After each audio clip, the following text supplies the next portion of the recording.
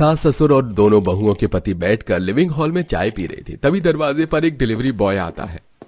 शिल्पा जी को बुला दीजिए, उनका ऑर्डर आया है। हाँ भैया मैं आ गई, ये लीजिए आपके 3000। बहू आखिर तूने ऐसा भी क्या मंगवाया है 3000 का? ये देखिए माँ जी, मैंने अपने कमरे के लिए कुछ डिजाइनर कर्टन, पिलो कवर और टेबल लैंप मंगवाया है। अब आप मेरा कमरा देखना। बहू ये सामान तो तू बाहर मार्केट से कम रेट पर ले सकती थी। माँ जी मार्केट में कोई ब्रांडेड चीज नहीं मिलती, मार्केट का सामान आजकल में टूट जाता है। इतना बोल शिल्पा कमरे में जाकर अपना कमरा सजाती है। कुछ ही देर में करिश्मा 1000 रुपए में काफी सारी शॉपिंग करके आती है। माँ जी आपने जो 1000 रुपए दिए थे उनसे मैं मसाले, कुछ सब्जियाँ, बाहर पौधे लगाने के लिए गमले और कुछ नए कांच के ग्लास और कप लेकर आई हूँ। देख रहे हैं जी आप, एक हमारी करिश्मा बहू है जो 1000 रुपए में भी इतना सब कुछ लेकर आ गई, और एक हमारी अमीर बहू है जिसके रोज दिन में 10 पार्सल आते हैं। कोई बात नहीं, धीरे धीरे वो सब समझ जाएगी। और वैसे भी वो अपने पति के पैसे खर्च कर रही है। पति के पैसे खर्च कर रही है तो क्या घर में सामान आने से फिजूल खर्च तो हो रहा है ना। इतना बोल आशा वहां से चली जाती है और इसी तरह शिल्पा के हर दिन शॉपिंग के पार्सल आते। ऐसे ही एक दिन सब खाना खाते वक्त टेबल पर बातें कर रहे थे। मैंने सोचा नहीं था कि एक बार में लड़का लड़की एक दूसरे को पसंद आ जाएंगे और सगाई की डेट भी इतनी जल्दी पक्की हो जाएगी। वो सब तो ठीक है पापा, पर हमारे पास बहुत कम समय बचा है। हमें कल से ही शॉपिंग करनी शुरू कर देनी चाहिए। अरे 15 दिन बहुत होते हैं और शॉपिंग करने के लिए कहीं दूर क्यों जाना। मेरे फोन में मिंत्रा, आजियो जैसे ऐप है, वहाँ से बहुत अच्छे कपड़े मिलते हैं। और अगर मेकअप प्रोडक्ट लेना हो तो पर्पल से ले लेंगे। नहीं शिल्पा तुम ऑनलाइन शॉपिंग करो, हम तो ऑफलाइन ही करेंगे। बहू तुझे ऑनलाइन शॉपिंग करनी है तू कर, पर हमें हमारे हिसाब से शॉपिंग करने दे। आशा शिल्पा पर नाराज होती है और शाम को आशा अपनी बेटी और बड़ी बहू, बेटे, पति के साथ सगाई का सामान लेने के लिए दुकान जाती है। नहीं भैया आप ये लहंगा बहुत महंगा बता रहे हैं, हम शादी का नहीं सगाई का लहंगा ले रहे हैं और इसके साथ हमें बहुत हल्के गहने चाहिए। अच्छा चलो तुम ये लहंगा 4000 में ले लो और ये नेकलेस ले लो, इस लहंगे के साथ अच्छा लगेगा। हम ब्राइडल का सब सामान रखते हैं। करिश्मा अच्छे से मोल भाव करवा कर काजल की सगाई का सारा सामान लेकर घर आ जाती है और सब हॉल में बैठते हैं। तो वहीं शिल्पा ने कुछ ऑनलाइन शॉपिंग की होती है जो वो अपने घर वालों को दिखाती है। क्या दीदी, काजल की सगाई है और आप उसके लिए इतना सस्ता लहंगा लेकर आई। ये देखिए मैंने अपने लिए 10,000 का लहंगा और ये गहने ऑर्डर करे हैं, 4-5 दिन में आ जाएगा। हाँ माँ, आज तो मैंने भी शिल्पा के साथ ऑनलाइन शॉपिंग करी है। बहुत ही बजट फ्रेंडली है ऑनलाइन शॉपिंग और घर बैठे बैठे हमारा सामान भी आ जाता है और इसमें तो रिटर्न एक्सचेंज की भी पॉलिसी है। अच्छा बात है बेटा। अच्छा अगर अभी कुछ सामान देना बाकी रहता है तो 1-2 दिन में ले लेना। इतना बोल विनोद और आशा अपने कमरे में चले जाते हैं, पर क्योंकि सगाई बिल्कुल अचानक हो रही थी इसलिए पैसे की थोड़ी दिक्कत हो जाती है। इसलिए करिश्मा मार्केट से सस्ते कपड़े लाती है और खुद ही घर में बैठकर अपनी साड़ी डिजाइन करती है। क्या दीदी आप भी ना कितना कंजूस हैं। ये नहीं कि ऑनलाइन शॉपिंग कर लूं, उल्टा आप अपने लिए और माँ जी के लिए यहाँ बैठकर सिलाई कर रही हैं। शिल्पा तुम्हें सिलाई नहीं आती इसलिए तुम ऑनलाइन शॉपिंग करती हो, पर मुझे सिलाई आती है और जब मुझे सिलाई आती है तो मैं फिजूल पैसे क्यों खर्च करूं। दीदी जेठ जी कितने ही अच्छे पैसे क्यों ना कमा ले, पर आप दिखा देंगी कि आप गरीब घर की हैं। शिल्पा अपनी जेठानी का मजाक बनाकर वहां से चली जाती है। देखते ही देखते सगाई का दिन आ जाता है। काफी सारे मेहमान होते हैं और सभी मेहमान दोनों देवरानी जेठानी के कपड़े देख उनसे बातें करते हैं। शिल्पा बहू तुम्हारा लहंगा तो बड़ा ही प्यारा है, कौन सी दुकान से लिया। आंटी जी मुझे ऑफलाइन शॉपिंग बिल्कुल भी नहीं पसंद, दुकान दुकान जाओ मोल भाव करो, मैं तो ऑनलाइन कपड़े लेती हूँ और ये मैंने पूरे 10,000 का लिया है। क्या 10,000 का इतना महंगा, तो बेचारी काजल का भी लहंगा नहीं होगा। वैसे करिश्मा बहू तेरी ये रेडीमेड साड़ी भी काफी अच्छी लग रही है, तूने कितने की ली है। आंटी जी आप तो जानती है मुझे सिलाई आती है, मैंने अपना और माँ जी का ड्रेस खुद डिजाइन किया है और विवेक जी पापा जी ने जो कोट पहना है वो भी मैंने ही बनाया है। बहू तू तो बहुत ही टैलेंटेड है, बुरा मत मानना, पर कम पैसे और कपड़े की क्वालिटी देखी जाए तो शिल्पा बहू तेरी गरीब जेठानी का कपड़ा ज्यादा अच्छा है। उस औरत की बात सुनकर शिल्पा का मुंह बन जाता है। कुछ ही देर में सगाई हो जाती है और सभी मेहमान अपने घर जाते हैं। इसी तरह समय गुजरता है और शादी की डेट फाइनल हो जाती है। फाइनली काजल की शादी की डेट तो फाइनल हुई। मैं तो काजल की शादी में बहुत एंजॉय करने वाली हूँ। बहू एंजॉय ही करती रहोगी या कुछ मदद भी करवाओगी। सूरज बेटा तेरी बहन की शादी है, मुझे तुझसे 3 लाख रुपए चाहिए। माँ ये भी कोई कहने वाली बात है।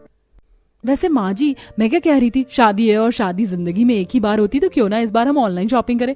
कपड़े से लेकर गहने तक और मेकअप प्रोडक्ट से लेकर चप्पल, चाहे डेकोरेशन का सामान हो या दहेज का, सब कुछ ऑनलाइन मिल सकता है। हमें कहीं जाने की जरूरत ही नहीं, सब कुछ घर पर ही आ जाएगा। बहू, तेरा ऑनलाइन शॉपिंग देखा है मैंने, 1 हफ्ते में तो डिलीवरी आती है। अगर सामान आने में लेट हो गया ना तो मुश्किल हो जाएगी, और अगर उसे रिटर्न कराया तो दोबारा आने में भी टाइम लगेगा। इससे तो अच्छा एक ही दिन में अपनी पसंद का देख कर सामान ले आऊंगी, और अगर उसमें भी फिर कुछ कमी निकली तो जाकर दुकान वाले के सर पर तो मार सकूंगी।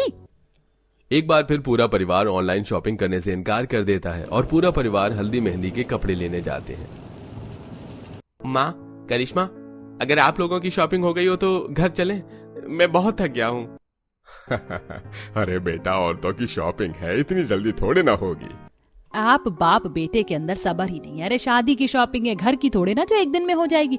वैसे आज हमने मेहमानों के लिए कपड़े ले लिए, साथ में काजल के लिए मेकअप का सामान भी ले लिया और हल्दी के कपड़े भी ले लिए हैं। अब बस गहने, चप्पल, चूड़ी, बर्तन और कुछ ट्रॉली बैग रहते हैं।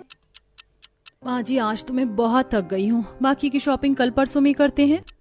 कुछ देर में पूरा परिवार शॉपिंग करके घर आता है और शिल्पा इतना सारा सामान देख घर वालों से कहती है, इतना सारा सामान लाने में तो आप लोग बहुत थक गए होंगे, तभी तो सुबह से शाम हो गई। मैं अभी आप सबके लिए ठंडी लस्सी लेकर आती हूँ।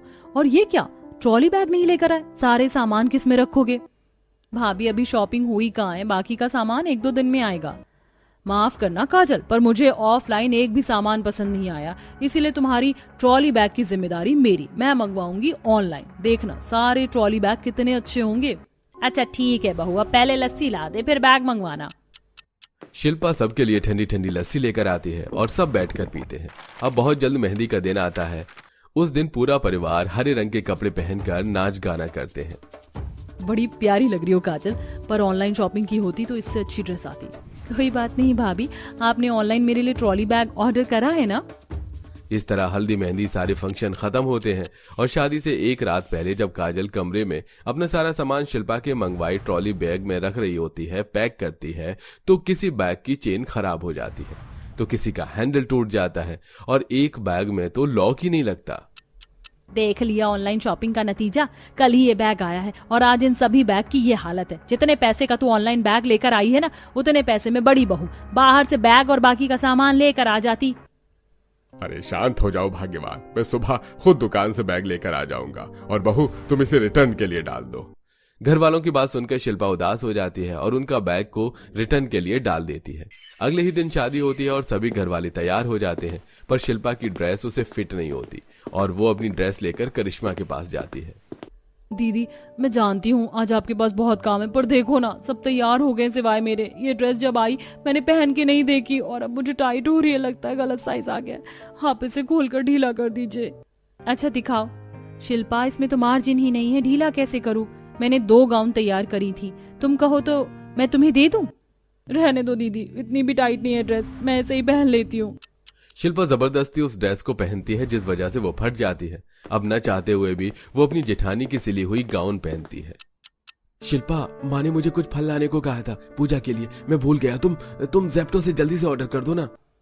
शादी का घर है, ऑनलाइन सामान पर विश्वास मत करो। बैंक्वेट के बाहर ही फल वाले का ठेला लगा है, कम दामों पर अच्छा सामान मिल जाएगा। क्योंकि मैं ऑनलाइन शॉपिंग करके पछता चुकी हूँ। अर्जेंट कामों के लिए ऑफलाइन ही बेस्ट है। ये देख न सिर्फ सूरज बल्कि पूरा परिवार हैरान हो जाता है और शिल्पा सूरज के साथ बाहर से 5 तरह के फल लेकर आती है। कुछ देर में काजल की शादी होती है और वो विदा हो जाती है और फिर कभी शिल्पा ऑनलाइन शॉपिंग नहीं करती। अरे माँ, आप यहाँ बाहर चूल्हे पर क्यों खाना बना रही हो? अंदर बहुत गर्मी हो रही है बेटियों, और फिर नदी का पानी लेने के लिए बार बार नदी के पास ही आना पड़ता है, इसीलिए बाहर ही खाना बना रही हूँ। फिर नदी से पानी भी आसानी से ले लेती हूँ और ठंडी ठंडी हवा भी शरीर पर लगती रहती है। मम्मी रोटियां बन गई तो खाने को दे दो, बहुत तेज भूख लग रही है। अरे मेरी राजकुमारी को भूख लगी है। अच्छा यामिनी, तुम अपनी सभी बहनों को यहाँ बुला कर ले आओ, खाना बन गया है, मैं यहीं नदी के पास परोस देती हूँ ताकि ठंडी हवा में तुम आराम से खाना खा सको। अब उमा खाना परोसती है और उसकी 5 बेटियां नदी किनारे ठंडी ठंडी हवा में बैठकर खाने का आनंद ले रही होती हैं।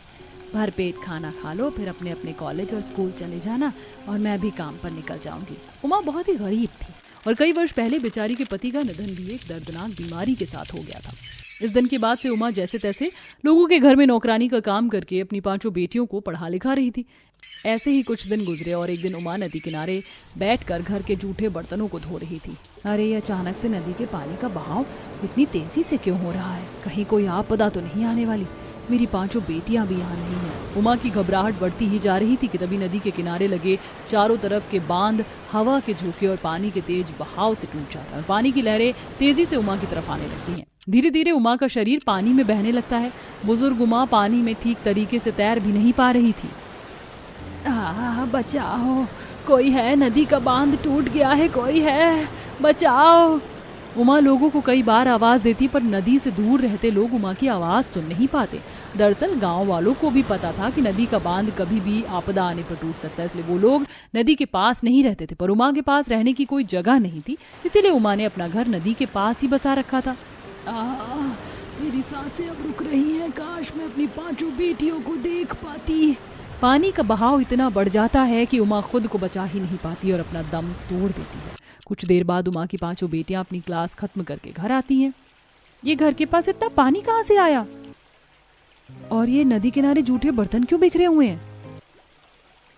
यामिनी, त्रिशा दीदी, वो देखो बांध टूटा हुआ है, इसका मतलब कि सारा पानी बांध टूटने की वजह से आया है। माँ कहाँ है? त्रिशा ऐसे बोलती ही है कि तभी उमा का मृत शरीर पानी में तैरता हुआ उनके सामने आता है। माँ, यामिनी दीदी, कल्पना, माँ को जल्दी से नदी से बाहर निकालो।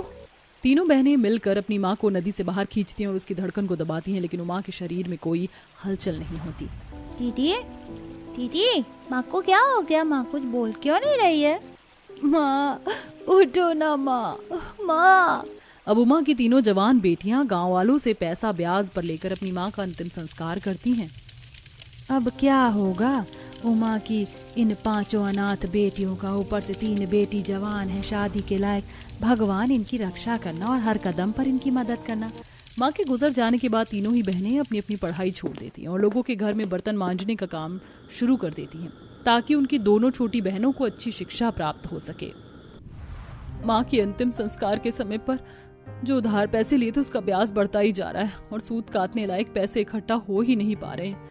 5 बहन सर पर पड़े कर्ज के भार को चुकाने की बात कर ही रही होती कि तभी कर्जदार दरवाजे पर खड़े होकर, अरे ओ यामिनी, बाहर आओ जरा। अरे काका, आप आइए ना, अंदर बैठिए। अंदर बैठने नहीं आया हूँ, बल्कि ये पूछने आया हूँ कि हमारे कर्ज के पैसे कब चुकाओगी? करीब 6 महीने गुजर चुके हैं और तुमने अब तक 1 रुपया नहीं दिया है। अरे आखिरकार कब दोगी हमारे पैसे? अब तो तुम्हारी माँ की चिता की राख भी ठंडी हो गई होगी। अब तो हमें हमारे पैसे लौटा दो। शंभू काका, चंद्र काका, ऐसा मत कहिए। मैं दिन रात मेहनत कर रही हूँ आपके पैसे चुकाने की खातिर। मैं जल्द चुका दूंगी, आप मुझे कुछ दिनों की मोहलत और दीजिए। ठीक है, पर सिर्फ कुछ दिनों की।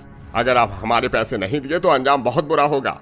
अब 5 बहनें निराश होकर नदी किनारे आकर बैठ जाती हैं। दीदी, आए दिन गांव के लोग हमें धमकी देकर क्यों जाते हैं? अरे बाबू, तुम ये सारी चीजें इतने ध्यान से मत सुना करो, ये तुम्हारे काम की चीज नहीं है। पर त्रिशा, इस बार चंद्र काका और शंभू काका हमें आखिरी मोहलत देकर गए हैं और तुम भी जानती हो कि हम जो काम करते हैं उससे हमारी कमाई ठीक तरीके से नहीं हो पाती है। अगर यही हाल रहा तो हम कर्जदारों के पैसे नहीं चुका पाएंगे। काश माँ जिंदा होती, पर तुम्हें पता है माँ का सपना था कि जिस नदी किनारे हम लोग रहते हैं वहीं पर बहनें अपना एक फलों का बागान बनाएं, ताकि फलों की शाखाएं हमारे घर तक आएं और मीठे मीठे फल हमें खाने को मिले और वृक्ष की ठंडी छांव के नीचे बैठकर हम आनंद से अपनी जिंदगी बिताएं। हाँ, तुम सही कह रही हो, ये चीज मैंने भी माँ के मुंह से सुनी थी, पर अब तो माँ चली गई हैं। दीदी, क्या आप माँ के सपने को पूरा नहीं कर सकते? आप तो कहते हो ना कि माँ कहीं ना कहीं से हमें हमेशा देख रही है, तो सोचिए अगर हम उनके सपने को पूरा करेंगे तो ये चीज देखकर कितनी खुशी होगी। 6 साल की लाली की बातें सुन तीनों बड़ी बहन का कलेजा फट जाता है और वो उस दिन प्रण लेती हैं कि वो अपनी माँ के सपने को अब जरूर पूरा करेंगी। तभी उस रात 5 बहन मिलकर नदी किनारे नदी के बेउपजाऊ मिट्टी को फावड़े से खोद कर उपजाऊ बनाती हैं और उसके अंदर फलों के बीज डालती हैं।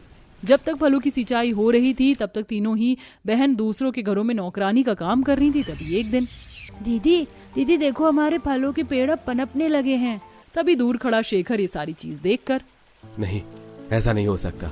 मैं इन 5 अनाथ बहनों का ये फलों का वृक्ष विशाल नहीं होने दूंगा। अगर ये वृक्ष विशाल हुआ तो यहाँ की जमीन पर इन 5 अनाथ बहनों का हक हो जाएगा।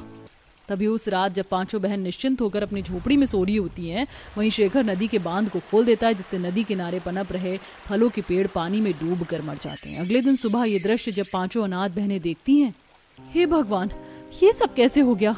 रातों रात एक दिन पहले तो हमारे ही फलों का वृक्ष एकदम ठीक था। लगता है हम माँ का सपना कभी पूरा ही नहीं कर पाएंगे। ऐसे हिम्मत मत हारो कल्पना, हम एक बार फिर कोशिश करेंगे। एक बार फिर पांचों अनाथ बहनें नदी किनारे फलों के वृक्ष को रोपती हैं और इस बार फलों की शाखाएं अच्छे तरीके से फैल जाती है और नदी किनारे आम, अमरूद, सेब, लीची जैसे फलों का बागान बनकर तैयार हो जाता है। देखा कल्पना, मैंने कहा था ना हमारी मेहनत जरूर रंग लाएगी। देखो कितने ताजा ताजा फल हमारे पेड़ों पर लग चुके हैं। चलो अब इन फलों को तोड़कर बाजारों में बेच कर आते हैं। इतना षड्यंत्र रचने के बाद भी इन पांचों अनाथ बहनों का नदी किनारे ये फलों का बागान बनकर तैयार हो गया।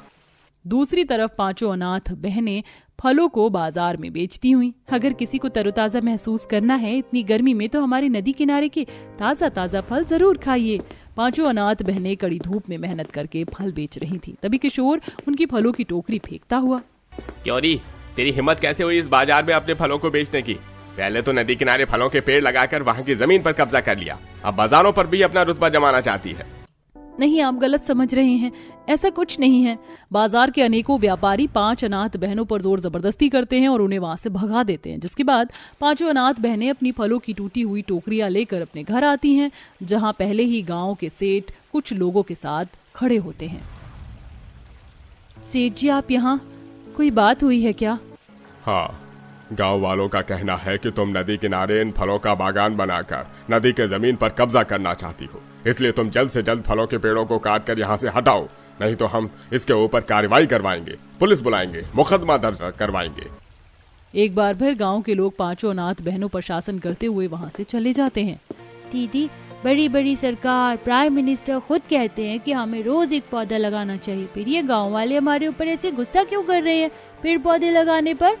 अपनी बहन लाली की बात सुन त्रिशा के दिमाग में ख्याल आता है और वो गवर्नमेंट अथॉरिटी से इस बारे में कंप्लेन करती है।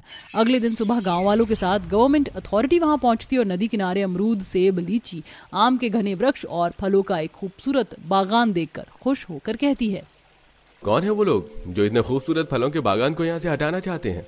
अरे मैं कहता हूँ, अगर आज के बाद किसी ने नदी किनारे बने इन फलों के बागान पर अपनी गंदी नजर डाली तो मैं उसके ऊपर कड़ी कार्रवाई करूंगा।